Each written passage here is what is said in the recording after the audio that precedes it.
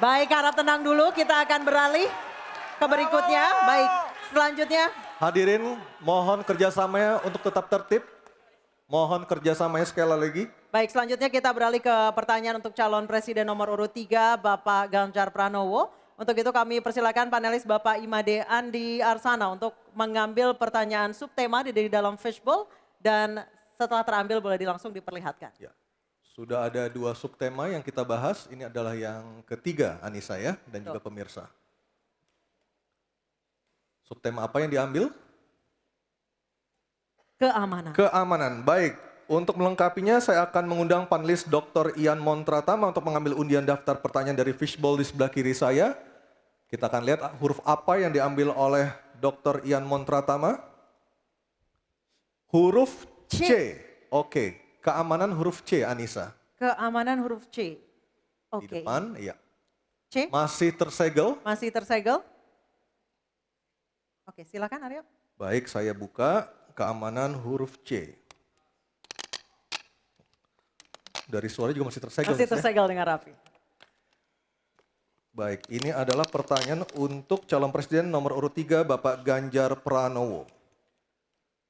Kewenangan institusi di sektor keamanan sangat penting namun masih terjadi tumpang tindih. Pertanyaannya, bagaimana komitmen paslon terhadap penataan institusi pertahanan dan keamanan? Terima kasih. Membereskan yang tumpang tindih. Dan itu harus dimulai dari pemimpin yang punya komitmen untuk membereskan. Siapa dia? Pemimpin tertinggi, Presiden.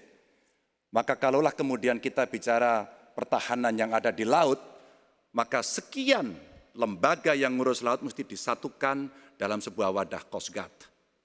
Ketika kita bicara keamanan dan tumpang tindih, maka keamanan wilayahnya ada di kepolisian. Saya mengapresiasi umpama dalam konteks terorisme. 2023 relatif tidak ada. Kita berikan apresiasi itu kepada kepolisian.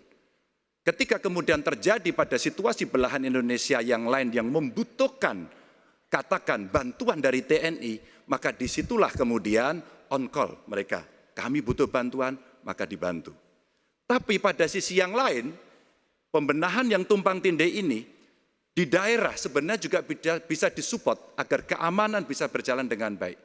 Siapa mereka pelaksana di daerah? Forkompimda. Kita tidak pernah membiarkan situasi negara diurus oleh pusat saja. Kita mesti mengambil inisiatif karena peran-peran sampai tingkat lokal itu ada.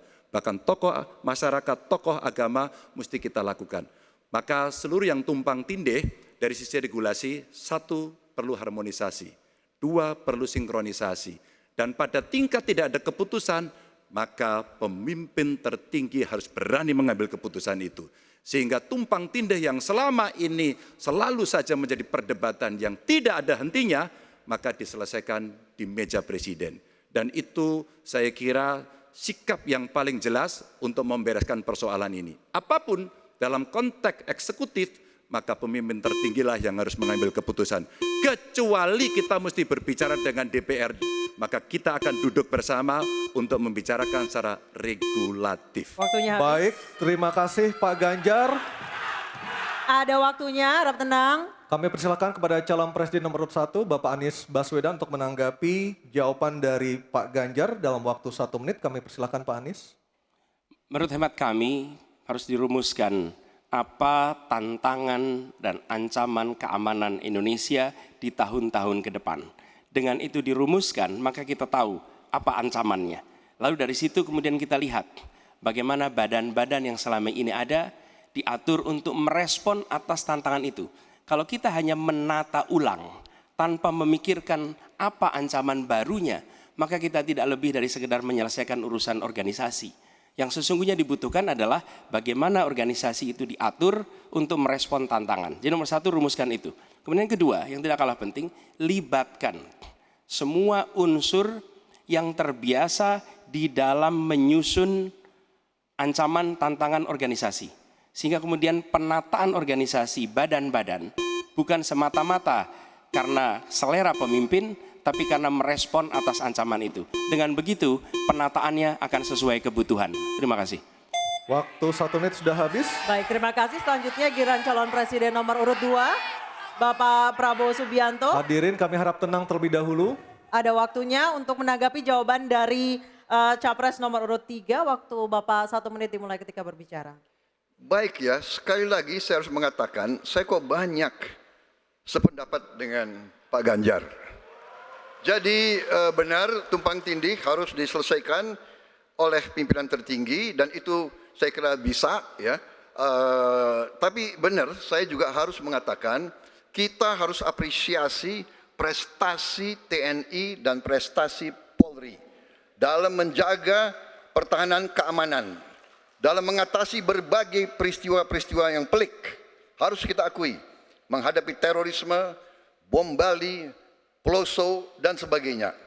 Untuk itu, saya kira kalau saya dapat mandat, saya akan perbaiki kualitas hidup TNI, kualitas hidup Polri, memimpin supaya TNI dan Polri menjadi yang terbaik yang bisa kita bangun.